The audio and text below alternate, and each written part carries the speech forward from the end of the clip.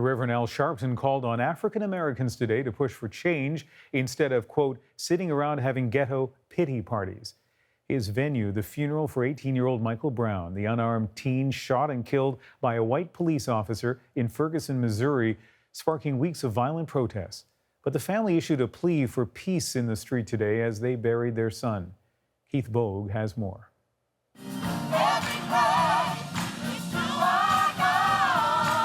At the Friendly Temple Missionary Baptist Church, every life, even one that ends as tragically as 18-year-old Michael Brown's did, is a cause for celebration. Brown's cousin, Eric Davis, spoke about how Michael had told the family that one day he would be famous. That one day the world would know his name. He didn't know fame would come this way, said Davis, but it has. And so now the moment should not be wasted. We have had enough of the senseless killing. We have had enough of it. And what you guys can do to continue this is show up at the voting polls. Let your voices be heard.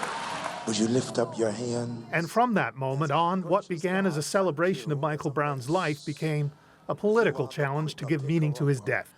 As he has so often over the decades, Al Sharpton answered the call. This is about justice. This is about fairness. Sharpton is a civil rights activist, a media personality, and with the presidency of Barack Obama, a White House advisor who's being described as Obama's go-to black leader. He believes in the political process. We need the Congress to have legislation about guidelines in policing. But he also believes that African Americans have to put their own house in order. And he said so bluntly and repeatedly. Sometimes his language was raw.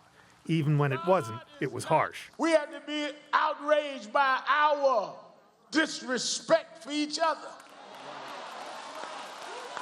our disregard for each other, our killing and shooting and running around gun-toting each other, so that they're justifying trying to come at us because some of us act like the definition of blackness is how low you could go. Wow. This is a particularly difficult time to make that point. Somewhere in St. Louis, a grand jury is meeting to decide whether the police officer who shot Michael Brown should be charged or whether he had good reason to kill him. Much hangs on that decision.